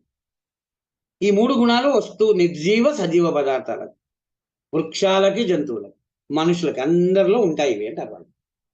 ఎందుకంటే ఒకే పదార్థం నుంచి, ఒకే పదార్థ వ్యవస్థలో నుంచి పుట్టుకొని వచ్చినాయి కాబట్టి ఆ మౌలిక లక్షణాలు, విషయాలు వీటికి అంటుకొనే ఉంటాయి. ఇది ఒక ముఖ్యమైన విషయం. అందుకే వాళ్ళు చాలా, ఆ అర్థంలో వాళ్ళు చాలా ఖచ్చితమైన పదార్థవాదులు కూడా. వాళ్ళు ఎప్పుడు కూడా ఈ పదార్థంలో నుంచి పదార్థ సారంతో సంబంధం లేని ఒక కొత్త విషయం వస్తుందని చెప్పరు వాళ్ళు. చాలా ముఖ్యమైన విషయం. ఇంకొక ఇంట్రెస్టింగ్ విషయం మనం గమనించాల్సింది ఏమంటే, చాలా సందర్భాల్లో మిస్అండర్స్టాండ్ చేసుకునే సాంఖ్య సిద్ధాంతాన్ని అపార్థం చేసుకునే అవకాశం ఎందుకుంటదంటే, వాళ్ళు ఉపయోగించే పదాలు, ఆ పదాలను మనం ఇప్పుడు వాడే అర్థాలకు తేడా ఉంది కాబట్టి, మన అర్థాలతో దాన్ని అర్థం చేసుకునే ప్రయత్నం చేసినప్పుడు పొరపాట్లు జరుగుతాయి. ఉదాహరణకు నేను ఇంతకుముందు పురుష అంటే పరిశుద్ధ చైతన్యం అన్నా. అయితే వాళ్ళ దృష్టిలో చైతన్యం అది సాక్షిభూత చైతన్యం అంటే విట్నెస్ అది. కేవలం జరిగేవి చూస్తది. దాంట్లో జోక్యం చేసుకోవడం గాని, దాన్ని మార్చడం గాని, క్రియాశీలంగా జోక్యం చేసుకోవడం శక్తి లేదు దానికి. It's not active participant. అది ఏ దాన్ని మార్చలేదు. అబ్జర్వ్ చేస్తది. ప్రకృతితో పురుషకు సంపర్కం ఏర్పడినప్పుడు కూడా, అంటే ప్రకృతిలోకి పురుష సంపర్కం వల్ల ప్రకృతిలో అది ఒక సంబంధంలోకి ఎంటర్ అయినప్పుడు కూడా, ప్రకృతిలో పరిణామాలను అది ట్రిగ్గర్ చేయలేదు, అది కంట్రోల్ చేయలేదు, అది చూస్తూ ఉంటది అంతే లోపల. ఈ సాక్షిభూత చైతన్యం పదార్థంలోకి ప్రవేశించింటది, ప్రకృతిలోకి ప్రవేశించింటది. అయితే అది ఒక మూలలో ఈ పరిణామాలను గమనించే ఒక శక్తిగా ఉంటది అది. లేదా ఆ పరిశీలించే శక్తిని కోల్పోయిన ఒక నిద్రావస్థలో అది కూడా ఉండవచ్చు. దాన్ని అట్లా పరిశీలించే శక్తి మసకబారొచ్చు కూడా దానికి. కానీ పదార్థంలో వచ్చే పరిణామాలను, మార్పులను అది నాయకత్వం వహించి, అది జోక్యం చేసుకొని, అది బాధ్యురాలు కాదు దాన్ని పురుష. కానీ ఈ సంపర్కం జరిగినప్పుడు మాత్రం ప్రకృతిలో అంటే పదార్థ వ్యవస్థలో డిస్టర్బెన్స్ అవుతుంది. దానివల్ల పరిణామాలు ట్రిగ్గర్ అవుతాయి అని చెప్తుంది సాంఖ్యం.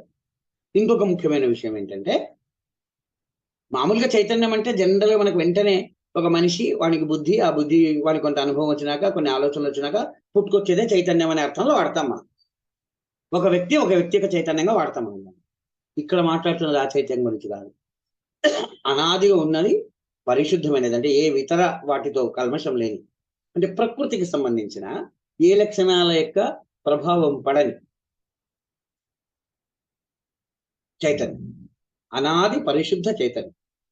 మనిషికున్న చైతన్యం కాదు. మనకి ఇప్పుడు ఉండే చైతన్యం అని మనం ఏర్పడడం అది కాదు. మనకున్న చైతన్యము మన అనుభవాల చేత, సాంఖ్యులు ఏమంటారంటే, అది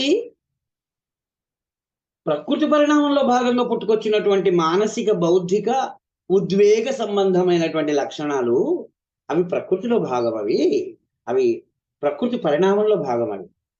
అంటే వాళ్ళ దృష్టిలో బుద్ధికి సంబంధించినవి కానీ, మనసుకు సంబంధించినవి కానీ, ఇలాంటివన్నీ చైతన్యంలో అంటే పురుషుకు సంబంధించిన లక్షణాలు కావు.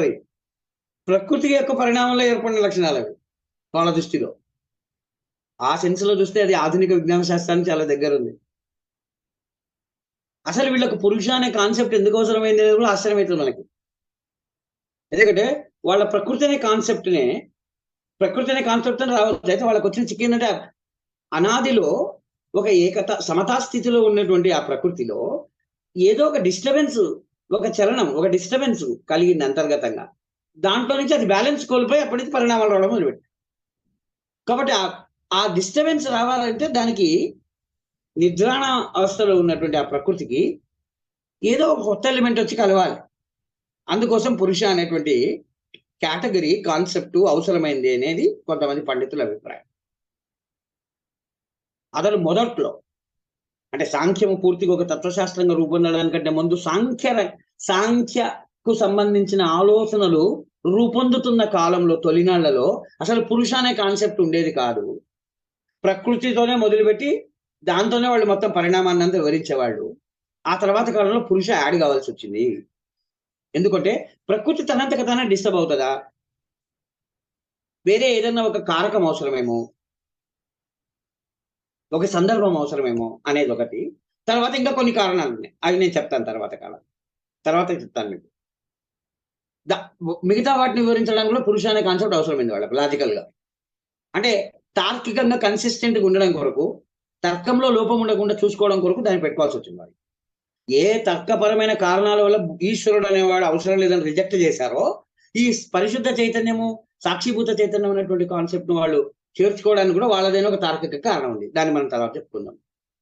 అయితే మనం గుర్తుపెట్టుకోవాల్సిన విషయం ఏంటంటే, మనుషులకుండే బుద్ధి, మనుషులకుండే మనసు, వాటికుండే ఎమోషన్స్, ఆలోచనలు, ఈ బౌద్ధిక శక్తులు, ఇవన్నీ ఇంద్రియ శక్తులు, ఇవన్నీ కూడా ప్రకృతిలో వస్తూ వచ్చిన మార్పుల కారణంగా ప్రకృతికి సంబంధించినవి ఇవి, పురుషకు సంబంధించినవి కాదు ఇవి. ఇది మనం గుర్తుపెట్టుకోవాలి. ఆ రకంగా ఆ సెన్స్ లో సాంఖ్యులు చాలా ప్రకృతి పరిణామవాదులు. వాళ్ళు జడంగా ఉండే ప్రకృతి కొన్ని కారణాల చేత ట్రిగ్గర్ అయి దాని అంతర్గతమైనటువంటి ఒక జడస్థితి బద్దలై క్రమంగా పరిణామం చెందడం మొదలుపెట్టింది. పరిణామం అంటే మార్పు చెందడం మొదలుపెట్టింది, కొత్త మార్పు, ఒకదాంట్లోంచి కూడా రావడం మొదలుపెట్టింది. ఒకటి ఇంకొక పదార్థంగా, ఒక వస్తువు ఇంకో వస్తువుగా రూపాంతరం చెందడం మొదలుపెట్టింది. ట్రాన్స్ఫర్మేషన్ అంటే, ఫార్మ్ అంటే రూపం, ట్రాన్స్ అంటే మారడం, ట్రాన్స్ఫర్మేషన్ అంటే పరివర్తన, రూపాంతరం చెందడం మొదలుపెట్టింది. ఈ రూపాంతరం చెందే క్రమంలోనే ఒకదాంట్లోంచి ఇంకోటి, ఒకదాంట్లోంచి ఇంకోటి, ఇంకోదాంట్లో ఇంకోటి, ఇట్లా వస్తూ అనంతమైన లెక్కకు మిక్కిలి ఉన్నటువంటి ఈ వైవిధ్యభరితమైన వస్తువులతో, పదార్థాలతో, రకరకాల పదార్థాలతో నిండిపోయింది ఈ విషయం.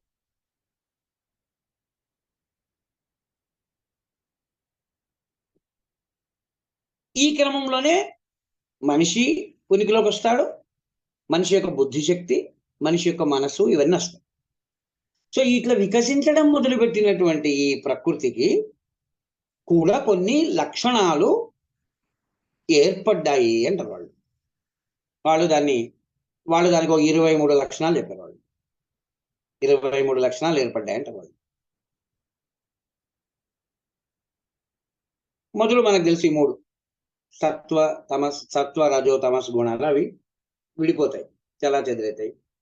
ప్రతి దాంట్లో ఉంటుంది వాటిలో, కానీ అవి వాటి యొక్క పాళ్ళు, వాటి యొక్క పర్సంటేజ్లు, వాటి యొక్క ప్రపోర్షన్స్ వేరే వేరే అవుతాయి. ఈ 3 వస్తాయి.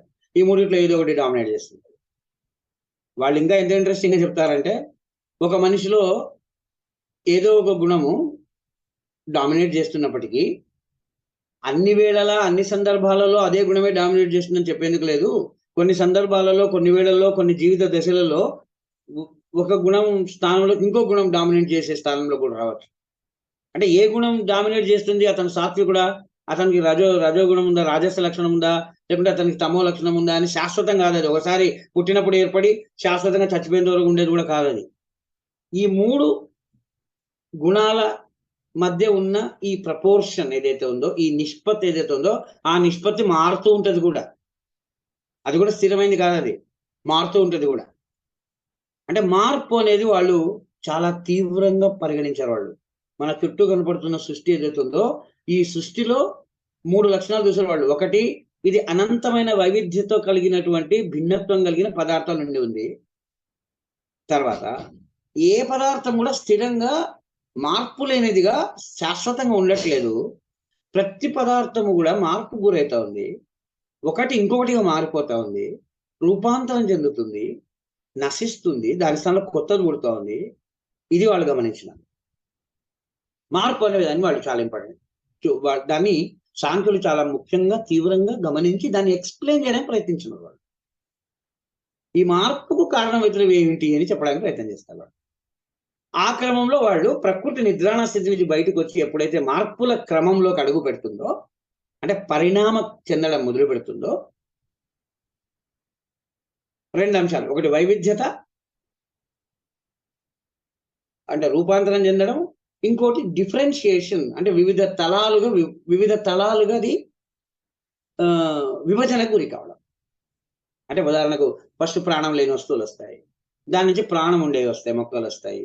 ఆ తర్వాత దాని నుంచి అంతకంటే ఇంకా ఉన్నత స్థాయిలో జంతువులోకం వస్తుంది, దానికంటే ఇంకా ఉన్నత మనుషులు వస్తారు.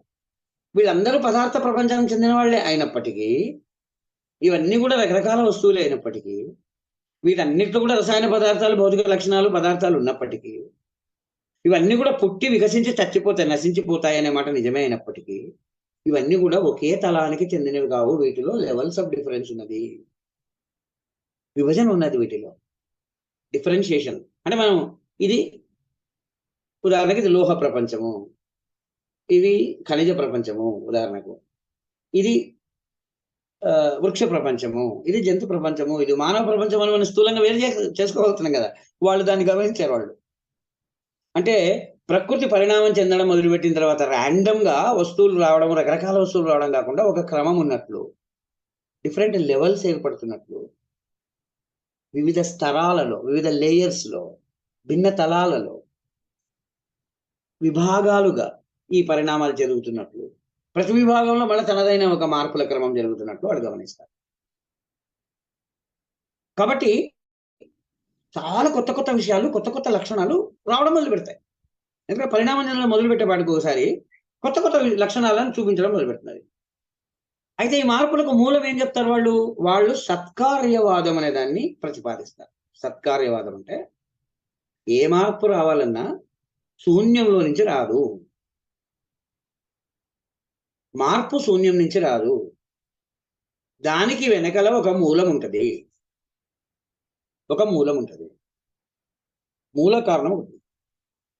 ఈ మూల కారణంలో నుంచే ఈ కార్యం అనేది పుట్టుకొని వస్తుంది. మూల కారణంలో నుంచే కార్యం పుట్టుకొని వస్తుంది. లేదా దాన్నే మనం ఫలితం అంటాం. ఇంగ్లీష్లో కాజ్ అండ్ ఎఫెక్ట్ అంటాం కదా. కాజ్ అంటే ముందున్నది కారణం, దాని తర్వాత వచ్చేది, దాని నుంచి పుట్టుకొని వచ్చేది, దానివల్ల ఏర్పడేది కారణం, ఎఫెక్ట్ అంటాం, ఫలితం అంటాం. సాంఖ్యులు ఏమంటారంటే ఏ ఫలితం అయితే మనం చూస్తున్నామో అది ఏదో ఒక మూల కారణం నుంచి ఉత్పన్నమయ్యే మాట వాస్తవం. కానీ అది ఆ కారణంలోనే ఆ కారణం యొక్క గర్భంలోనే బీజ రూపంలోనే ఆల్రెడీ ఉంటది, అదే వికసిస్తుంది అంట. బీజ రూపంలో లేకుండా సడన్ గా ఉన్నటువంటి హఠాత్తుగా కొత్తది పుట్టుకురాదు అంటారు వాళ్ళు. అంటే ఒక కంటిన్యూవం ఉంటది అంటారు వాళ్ళు. ఒక కార్యం ఉంటది, ఒక కారణం ఉంటది. ఆ కారణ గర్భంలోనే జరిగేటువంటి రకరకాల ప్రక్రియల వల్ల ఆ ఒక బీజం ఉంటది. అదే వికసించి కొత్త పదార్థంగా రూపం ధరిస్తుంది. ఎట్లయితే భూమిలో నాటబడిన విత్తనమే అనేక రకాల ప్రక్రియలకు లోనై ఒక మొక్కై ఒక మహావృక్షమై సంతరించుకుంటది. విత్తనం చచ్చిపోయింది. విత్తనం నశించి ఒక వృక్ష రూపం ధరిస్తుంది.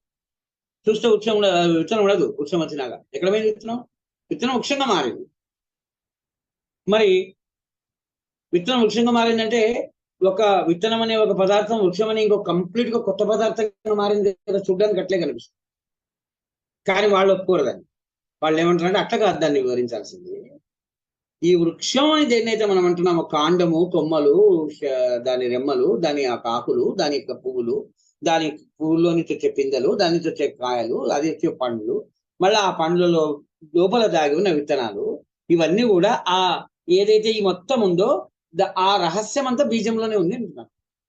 అది మన ప్రస్తుత ఆధునిక జన్యు సిద్ధాంతానికి దగ్గరమైనది. ఏకకణ జీవిగా తల్లి గర్భంలో మొదలైనటువంటి శిశువు 9 నెలల కాలంలో వికసించి అనేక రకాల భిన్నమైన అవయవాలుగా, భిన్నమైన పనులు, రకరకాల డిఫరెంట్ పనులు చేసే రకరకాల అవయవాలుగా ఒక పూర్తి వ్యవస్థగా, జైవిక వ్యవస్థగా, ఒక జీవ వ్యవస్థగా రూపొంది బయటకు వస్తుంది. అది మరి ఆ ఏకకణ జీవి ఏదైతే ఏర్పడిందో తల్లిదండ్రుల సంయోగంలో నుంచి, స్త్రీ పురుష సంయోగంలో నుంచి ఏర్పడినటువంటి ఆ ఏకకణ జీవి, ఆ పిండము, ఆ అండము శుక్రకణం కలిసి ఏర్పడినటువంటి ఆ పిండము వికాసం చెంది, సమగ్రమైన వికాసం చెంది ఒక వ్యవస్థగా మారి స్వతంత్రమై బయటకు వస్తుంది. కానీ స్వతంత్రంగా ఉన్నంత మాత్రాన అది ఆ తల్లిదండ్రుల నుంచి దానికి లభించినటువంటి ఒక మూల సారం ఏదైతే ఉందో ఆ సారం లేకుండా అయితే ఇది లేదు కదా. ఉదాహరణకు తల్లిదండ్రుల నుంచి సంక్రమించేటువంటి జన్యువులు, ఆధునిక పరిభాషలో మాట్లాడాలి, తల్లిదండ్రుల జన్యువులతో సంబంధం లేని పూర్తి భిన్నమైన కొత్త జన్యువులు ఉండవు ఎవరికి కూడా. ఆ పిల్లల జన్యువులను పరీక్షిస్తే వెంటనే వాళ్ళ పేరెంట్స్ ఎందుకు తెలుస్తున్నారు మనకు? ఎందుకంటే తల్లిదండ్రుల మూల కారణంలో నుంచి శిశువు అనేటువంటి ఒక కొత్త పదార్థం ఉత్పన్నమైంది. కానీ ఇది పూర్తిగా కొత్తది కాదు. అది ఈ కార్యము కారణంతో అనుబంధమై ఉన్నది. ఆ కారణంలోనే దాని యొక్క మూలాలు, దాంట్లో నుంచే అది పుట్టుకొని వస్తుంది. సంబంధం లేని కొత్త పదార్థము, కారణంతో పూర్తిగా సంబంధం లేని కొత్త పదార్థం హఠాత్తుగా ఉత్పన్నం కాదు. కారణానికి కార్యానికి మధ్యలో తేడా ఉన్నట్టు అవి రెండు వేరే వేరే ఎంటిటీస్ గా, అవి రెండు వేరే వేరే వస్తువులుగా కనపడినప్పటికీ వాటి మధ్యలో కనిపించని ఒక కంటిన్యూస్ సంబంధం ఉందనే ఉంది అంటారు. సో ఈ క్రమంలో అనేక రకాల వస్తువులు, అనేక విభాగాలకు చెందిన వస్తువులు, అనేక తలాలలో ఈ వస్తువులు మార్పులు సంభవిస్తూ ఉంటాయి. ఈ క్రమంలో కొత్త లక్షణాలు అనేవి పుట్టుకొని వస్తాయి. ఉదాహరణకు సత్వ తమో రజో గుణాలు అనేది అంతకుముందు కనపడనివి ప్రకృతి పరిణామం మొదలుపెట్టిన తర్వాత మనకు కనపడడం మొదలుపెట్టింది. ఎందుకంటే ఆ వస్తువుల్లోకి వచ్చేస్తాయి. అంతకుముందు నిద్రాణ స్థితిలో ఉంది కదా, అప్పుడు తెలియదు ఉన్నట్టు. ప్రకృతి పరిణామం మొదలుపెట్టినాక తెలుస్తుంది. అట్లనే బుద్ధి, అహంకారము, చిత్తము అనేటువంటి మూడు రూపాలు బయలుదేరు. బుద్ధి అంటే ఇంటలెక్ట్, అంటే తర్కాన్ని వాడగలిగినది. అహంకారం అంటే నేను అనేటువంటి భావనకు మూలం. ఎందుకంటే ఫర్ ఎగ్జాంపుల్ నేను అనే భావము చాలా మనకు పెద్దగా అయిన తర్వాత మనకు అది పెద్ద విషయం అనిపిస్తుంది, కానీ శిశువుకు అహంకార భావం ఉండదు. నేను, ఇది నా శరీరము, నేను వేరే, వాళ్ళు వేరే. ఆ అహంభావం అనేది, అహం అనేటువంటి సెన్స్ డెవలప్ అవ్వడానికి టైం పడుతుంది.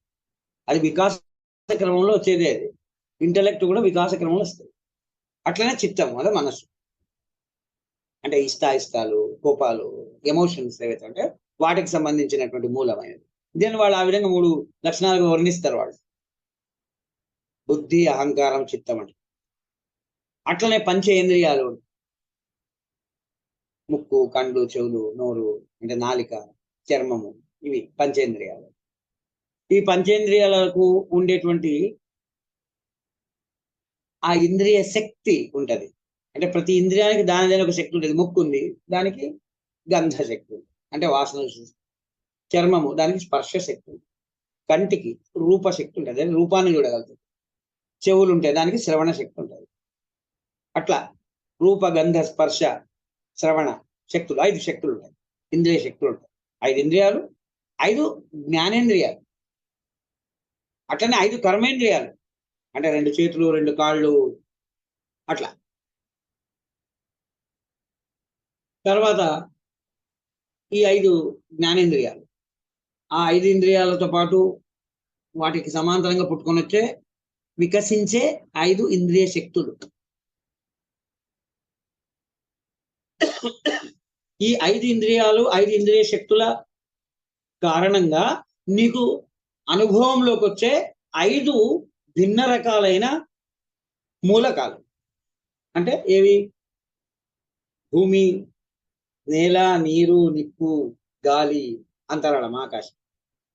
ఈ 5 ఇంద్రియాలు, ఆ 5 ఇంద్రియాలకు అనుబంధంగా ఉండే 5 ఇంద్రియ శక్తులు అభివృద్ధి చెందకుండా, వికాసం చెందకుండా నువ్వు ఈ 5 మూలకాలని, 5 పంచభూతాలు అంట కదా, ఈ 5 భూతాలను నువ్వు అనుభవంలోకి రాని. 5 భూతాలు అంటే ఎవల్యూషన్ వీటిలో కూడా ఏ వదులు. అందుకే వాళ్ళు సత్వ తమో రజో తమో గుణాలు అనేవి మొదలొస్తాయి. దాంట్లో నుంచి ఇట్లా ఒకదాని నుంచి ఒకటి. వాటిలో కూడా వికాస క్రమం ఉంది. ధర్మాలు, ఈ లక్షణాలు, ప్రకృతికి ఏర్పడుతున్న కొత్త ధర్మాలు, పదార్థాలకు ఏర్పడుతున్న కొత్త ధర్మాల లక్షణాల్లో కూడా ఒక వికాస క్రమం. అట్లా మొత్తం 23 లక్షణాలు కలిగినటువంటి ఒక సృష్టిగా మారిపోతుంది. ఇవి మళ్ళా విడివిడిగా ఏర్పడిన ఈ పరిణామ క్రమంలో ఏర్పడిన విడివిడి వస్తువుల ధర్మాలు కాదు 23. ఈ సృష్టి మొత్తంలో, ఈ సృష్టి ఉండడానికి, ఆ సృష్టి మన అనుభవంలోకి రావడానికి అవసరమైనవి.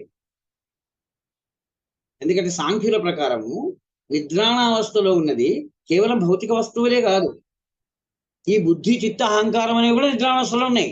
అవి కూడా వికాసం చెందుతున్నాయి ప్రకృతి వికాసం చెందే సమయంలో. కాబట్టి ప్రకృతి పరిణామ క్రమంలో ఇవన్నీ పుట్టుకొని వస్తాయి.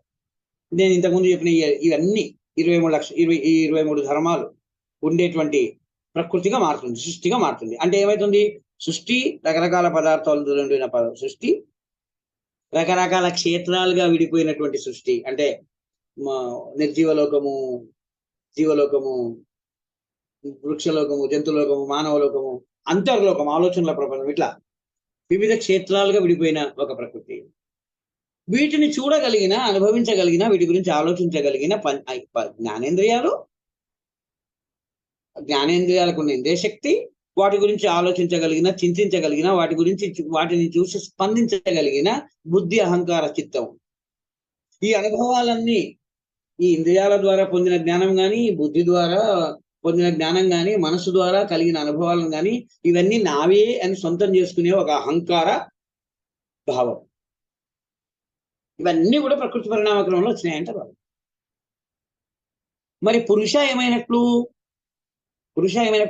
వాళ్ళు ఒరిజినల్ మొదలు పెట్టారు కదా ప్రకృతి పురుష అని. కానీ పరిణామక్రమంతో ప్రకృతి డిస్టర్బ్ అయింది కాబట్టి ఇంటర్నల్ ఈక్విలిబ్రియం డిస్టర్బ్ అయిపోయినప్పుడు, అంతర్గతంగా ఉండిన ఒక సమతూకము డిస్టర్బ్ అయిపోయినప్పుడు ప్రకృతి లోపల మొదలైన కొత్త చలనాలు దాని నుంచి ఈ మొత్తం సమస్త సృష్టి అంతా వస్తుంది. ఈ పురుష ఏమైంది? మొదలు ఒరిజినల్ గా సంపర్కం జరిగింది, వాటి మధ్యలో ఇంటరాక్షన్ జరిగింది కదా. కాబట్టి ఈ పురుష పరిశుద్ధమైన ఈ చైతన్యము, ప్రకృతితో సంబంధం లేకుండా స్వతంత్రంగా ఉన్నటువంటి ఈ పురుషులు ఈ ప్రకృతిలో భాగంగా ఉన్నాయి. ఇప్పుడు ప్రకృతితో సంపర్కంలో ఉన్నాయి, ప్రకృతి సంపర్కంలో ఉన్నాయి.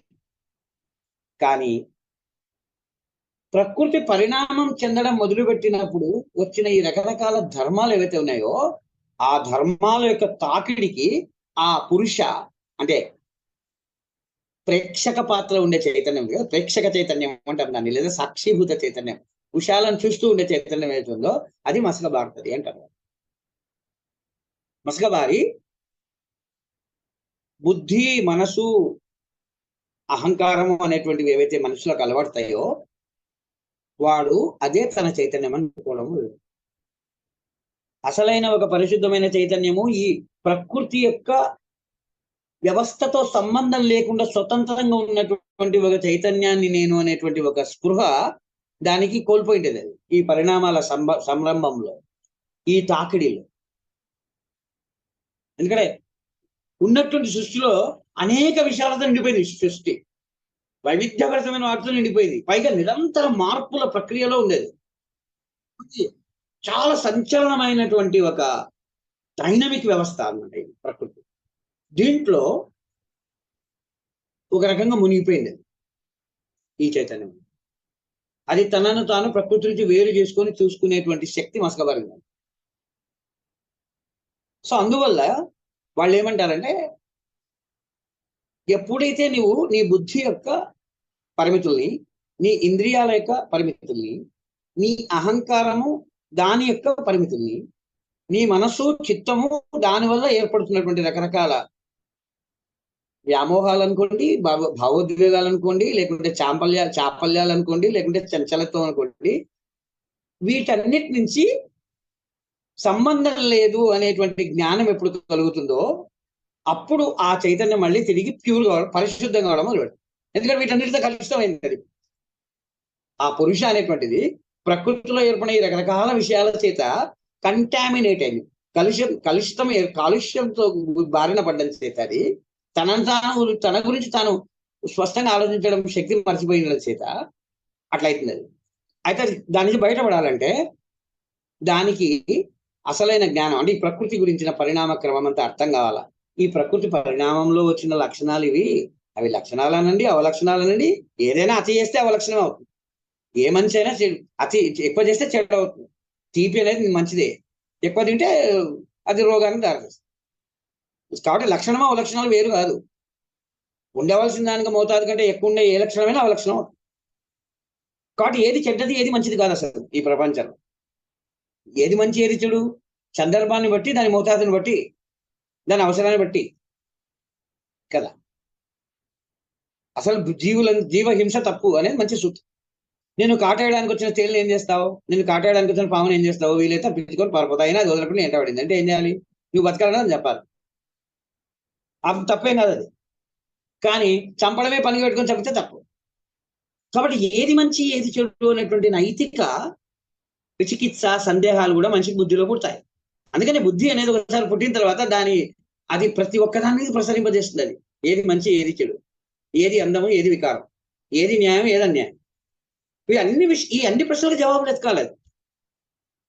అసలు నా చుట్టూ వస్తువులు ఎన్ని ఉన్నాయి, ఎందుకున్నాయి, వీటిలో ఎందుకు మార్పులు వస్తున్నాయి, అసలు భిన్న రకాల వస్తువులు ఒకదానితో ఒకటి కలిస్తే మూడోది కొత్త రకం ఎట్లా వస్తా ఉంది, ఇవన్నీ కూడా బుద్ధి అర్థం చేసుకోవాలి. దాని పని అది.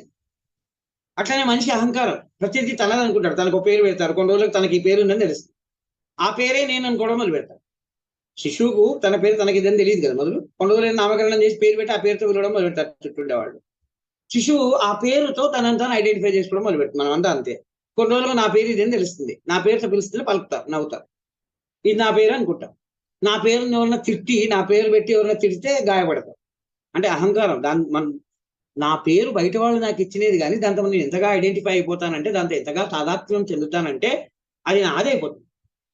అట్లా ప్రతిదీ మనకు కలిగిన ప్రతి అనుభవాన్ని, ప్రతి బాధని, ప్రతి సంతోషాన్ని, ప్రతి దుఃఖాన్ని మనది సొంతం చేసుకుంటాం. మనం వస్తువులనే కాదు, బాధల్ని, అనుభవాల్ని, సంతోషాల్ని మనదిగా చేసుకుంటాం. అట్లా అహం అనేటువంటిది రూపొందుతున్నాం. అది తప్పు ఒప్పులు కాదు, అది లేకుండా మనకు వేలు లేదు. అట్లా ఏర్పడాల్సిన అహం. కానీ దానికి ఒక పరిమితి ఉంది. అది దాన్ని కూడా తెలుసుకోవాలంటారు. అట్లా బుద్ధి, దాని యొక్క పని ఏంటి, దాని పరిమితి ఏంటి, అహము అది చేసే పని ఏంటి, అది ఎందుకు అవసరము, కానీ దాని పరిమితి ఏంటి. అట్లనే మనసు అదెందుకు, దానివల్ల వచ్చే ఉద్వేగాలు ఏంటి, దానివల్ల మనిషికి వచ్చే ఉపయోగం ఏంటి, కానీ దాని పరిమితి ఏంటి. దీనికి సంబంధించిన విద్య, దీనికి సంబంధించిన జ్ఞానం మనిషికి ఎప్పుడైతే వస్తుందో ఆ విద్య, ఆ జ్ఞానం వల్ల ఏం కలుగుతుందంటే, ప్రకృతితో విడదీయడానికి వీలు లేని విధంగా ప్రకృతిలో లీనమైపోయి, లయమైపోయి ఉన్న పురుష తనను తను వేరు చేసుకునే ప్రక్రియ మొదలైంది.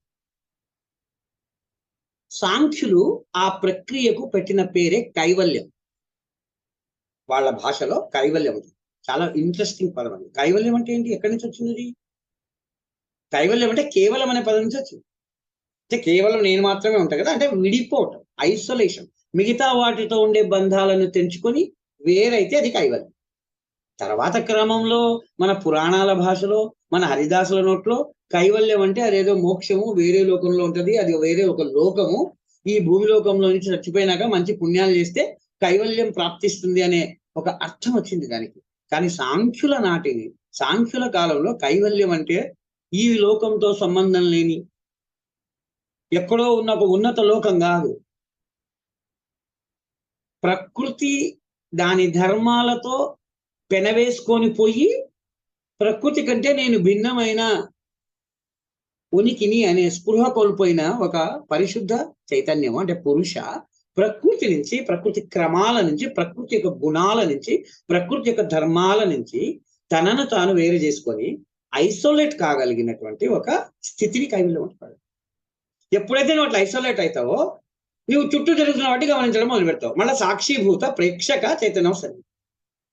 అటాచ్ అయి ఉన్నప్పుడు, నువ్వు దాంట్లో కలిసిపోయి ఉన్నప్పుడు నువ్వు ప్రేక్షక పాత్ర వహించదు. ఉదాహరణకు, ఇద్దరు చెస్ ఆడుతున్నటువంటి ప్లేయర్లు నరాలు దిగిపోయి ఉత్కంఠతో ఆడుతుంటారు. నెక్స్ట్ స్టెప్ ఏమైనా వాళ్ళకి తోచదు, ఆలోచించాలి. కానీ పక్కన ఆట చూస్తున్న వాళ్ళకి వాళ్ళిద్దరికంటే బాగా ఆట తెలుస్తుంది. అరే వీడు తప్పు చేస్తున్నాడు రా అనుకుంటా, వాడు ఆ స్టెప్ వేసింది బాగుండే అనుకుంటాడు. ఎందుకంటే ప్రేక్షక పాత్ర ఉన్న వాడికి ఇద్దరు ఆబ్జెక్టివ్ చూస్తాడు. వాడు ఒక దాంట్లో పూర్తిగా ఒక ప్రక్రియలో, ఒక క్రమంలో లీనమైపోయి ఉన్న వాడికి, దాంట్లో పూర్తిగా నిమగ్నమైపోయి ఉన్న వ్యక్తికి చాలా సందర్భాలలో ఒక వస్తుగతమైన పరిశీలన ఉండదు. అతని పరిశీలన, ఆ వ్యక్తి పరిశీలన ఒక రకంగా పాక్షికం అవుతుంది, పక్షపాతానికి లోనం. నిష్పాక్షికంగా పరిశీలించగలిగినటువంటి శక్తి లోపిస్తుంది. అంటే దీంట్లో పాల్గొకుండా ఇంకా ఈ ప్రపంచంతోనే సంబంధాలు ఎంచుకొని, అసలు దీంట్లో ఉన్నామంటే ఈ బురద అంటుకుంటుంది, ఈ లోకంలో ఉన్నామంటే బురద అంటుకుంటుంది, జీవితంలో ఉన్నామంటే బురద అంటుకుంటుంది, కాబట్టి వీటితో సంబంధాలన్నీ తెంచుకొని అడవికి పోయి ఏకాంతంగా ఉండాలా అని ఆలోచన చేసిన వాళ్ళు కూడా ఉన్నారు. అయితే సాంఖ్యులు దానికి వ్యతిరేకం. ఇట్లా ఐహిక బంధాలన్నీ తెంచుకొని అడవిలో ఎక్కడో పారిపోయి ముక్కు మూసుకొని కూర్చుంటే నీకు ఆ కైవల్యం లభిస్తుందని దాన్ని తప్పు, వాడు దాన్ని ఒప్పుకోలేదు.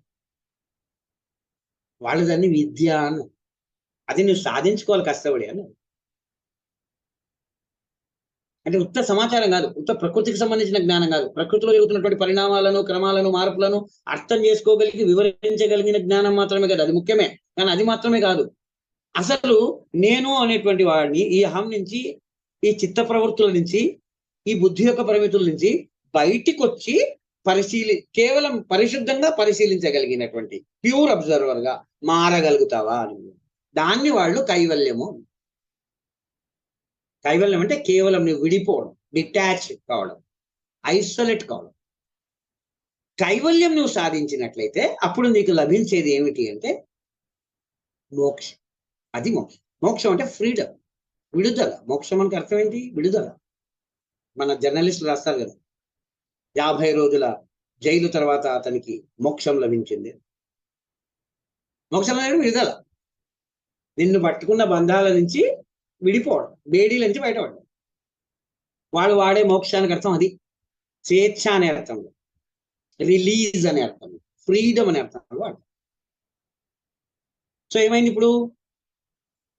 ఆదిమ ప్రకృతి, ఆదిమ పురుష, ఈ రెండింటి సంపర్కము, ఆదిమ ప్రకృతి లోపల జరిగిన ఇంటర్నల్ అలజడి, దెబ్బతిన్న సమతూకము, దాని నుంచి మొదలైన ప్రకృతి పరిణామ క్రమము, ఆ క్రమంలో పుట్టుకొచ్చిన కొత్త కొత్త ధర్మాలు, కొత్త వస్తువులు, వాటి లక్షణాలు,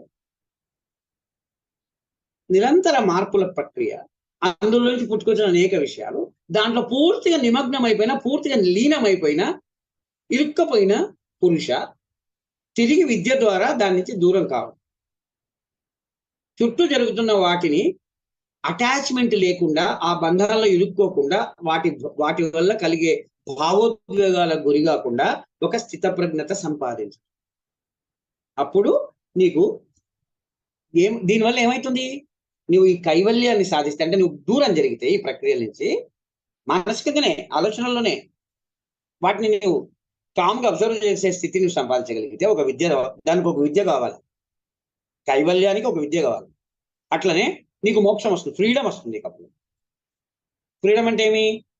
నీవు ఏమి చేయాలనుకున్నావో పరిస్థితుల ఒత్తిడి వల్లనో, ఇతరుల ఒత్తిడి వల్లనో, లేకుంటే నీలోని కోరికల వల్లనో, వ్యామోహాల వల్లనో, అహంకారం వల్లనో కాక, వీటన్నిటి నుంచి స్వేచ్ఛ పొంది నువ్వు చేసే పని, అది ఫ్రీడమ్. తక్షణ వ్యామోహం వల్లనో, అవసరాల వల్లనో, ఒత్తిళ్ల వల్లనో కాక, ఏది నీకు న్యాయం అనిపిస్తే అది చేయడం, ఏది సత్యం అనిపిస్తే అది చేయడం చూడు, అది ఫ్రీ యాక్షన్, అది ఫ్రీడమ్. వాళ్ళ దృష్టిలో అది స్వేచ్ఛ. అద్భుతమైన విషయం ఇది, ఇప్పటికీ కూడా మనకు పనికొచ్చే విషయమే అనేది సందేహం లేదు. మనం ఆ పదాలు వాడకపోవచ్చు. ఇప్పుడు కైవల్యం, మోక్షం అనే దానికి ఆధ్యాత్మిక, మతపరమైన అర్థాలు సంతరించుకున్నాయి కాబట్టి ఇప్పుడు మనం ఆ పదాలు వాడం. కానీ వాళ్ళు ఏ అర్థంలో వాడుతున్నారని మాత్రం అర్థం చేసుకోవడం అవసరం. వాళ్ళ దృష్టిలో అది మోక్షం. ఇప్పుడు మనం ఈ విషయాలని మాట్లాడినప్పుడు ఇది స్థూలంగా సాంఖ్య దర్శనం. ఇది అంటే ఆదిమ ప్రకృతి, ఆదిమ పురుష తిరిగి మళ్ళీ ఎవరి స్థానాల్లో వాళ్ళు వెళ్ళిపోవడం, అది ఒక ప్రక్రియ వాళ్ళకి. ఒకవేళ ఇది జరగకపోతే ఏమైతుంది? ఒకవేళ ఇట్లా వేరు కాకపోతే, ఈ కైవల్యము, మోక్షం అంటే ఈ ఫ్రీడమ్ లోకి, ఈ డిటాచ్మెంట్ లోకి పురుష కనుక వెళ్ళకపోతే ఏమవుతుంది? దుఃఖం అనే వలయంలో ఇరుక్కొని ఉంటుంది. దుఃఖ వలయంలో ఇరుక్కుంటాడు. అంటే కొంతసేపు కష్టం వస్తుంది, దుఃఖిస్తావు, ఏదో తిప్పలు పడి పోరాడి బయటకు వస్తావు, అమ్మయ్య నువ్వు ఊపిరి పీల్చుకున్నప్పుడు ఇంకో దుఃఖం వెంటాడుతుంది. రాత్రి పగలు, పగలు రాత్రి ఒకదాని ఒకటి తరుగుతున్నట్లు దుఃఖం అనేది నేను సుఖంలో నేను ఉండనియదు, వెంటనే ఇంకో దుఃఖం వస్తుంది. నిరంతర దుఃఖ వలయంలో ఉంటావు, నిరంతర దుఃఖ వలయంలో ఉంటావు. పదే పదే గతంలో అనుభవించిన స్థితులను తిరిగి అవే అనుభవిస్తుంటాం. చాలా మంది దృష్టిలో, అంటే చాలా మంది పండితుల, విశ్లేషకుల ప్రకారము మొదట్లో పునర్జన్మ అనేటువంటి కాన్సెప్ట్ కు మూలం అదే. పదే పదే నీవు గతంలో అనుభవించిన స్థితులనే రిపిటేటివ్ గా అనుభవిస్తున్నట్లయితే నువ్వు పదే పదే ఆ జన్మలో ఇరుక్కున్నట్టు లెక్క. ఈ పునర్జన్మల వలయం నుంచి బయటపడాలంటే, ఈ దుఃఖం అనే వలయం నుంచి బయటపడాలంటే కైవల్యము, మోక్షం కావాలని, అంటే అటాచ్మెంట్ కాకుండా డిటాచ్డ్ కావాలని, ఆబ్జెక్టివ్ గా ఉన్నట్లుగా వాస్తవికంగా పరిశీలించగలిగినటువంటి ఒక శక్తికి రావాలి. పరిశీలించేటప్పుడేమో డిటాచ్మెంట్ తో పరిశీలించే శక్తి రావాలా. ఏదన్నా పని చేయాలనుకున్నప్పుడు మాత్రము కోరికల వల్లనో, అవసరాల వల్లనో, ఒత్తిడి వల్లనో, గొప్ప కోసమో, అహంకారం కాకుండా స్వేచ్ఛగా నువ్వు చేయగలగాల, నీ ఇష్టంతో చేయగలగాల పని. అది న్యాయమైంది కాబట్టి, స్వేచ్ఛ అయింది, అందరికి పనికొస్తుంది కాబట్టి, ఏదో కారణాల వల్ల అంటే నీ స్వేచ్ఛతో నువ్వు నిర్ణయం తీసుకోవాలి, ఒత్తిడి వల్ల కాదు. ఒత్తిడి వల్ల నువ్వు పనిచేస్తున్నంత వరకు అది ఒక రకంగా నీకు స్వేచ్ఛ లేనట్లే. అవసరం కాబట్టి, తప్పదు కాబట్టి చేస్తున్నావు, నీవే చేస్తుంటావు, అన్యాయమేం లేదు, నువ్వే చేస్తుంటావు. నీవే నీ సొంత వనరులు సమకూర్చుకొని, నీ సొంత కష్టాన్ని పెట్టుకొని, నీవే చెమటోడితే చేసింటావు. అయినప్పటికీ అది స్వేచ్ఛాయుత కార్యకలాపం కాదు. స్వేచ్ఛాయుత కార్యకలాపం కావాలంటే తప్పనిసరి పరిస్థితుల్లో, తప్పించుకోలేని పరిస్థితుల్లో, విధి లేక చేసే పనుల నుంచి బయటపడి ఇష్టంతో నీ స్వేచ్ఛతో చేసే పనులు, అది స్వేచ్ఛ. సో నీవు పరిశీలించాలన్నా, నిష్పాక్షికంగా వస్తుగతంగా పరిశీలించాలన్నా, స్వేచ్ఛగా కార్యకలాపం చేయాలన్నా, జీవించాలన్నా నీకు విద్య కావాలా అంటే అప్పుడు నువ్వు ఈ దుఃఖ వలయం నుంచి పదే పదే అదే గోతుల్లో పడకుండా, అదే దుఃఖంలో పడకుండా బయటపడే ఒక ఉన్నతమైన జీవితంలోకి రావాలన్నా నీకు ఇది అవసరము. అది సాంఖ్యదర్శనం స్థూలంగా. Thank you. ఇక్కడ ఆపుతాను, మిగతా విషయాలు మాట.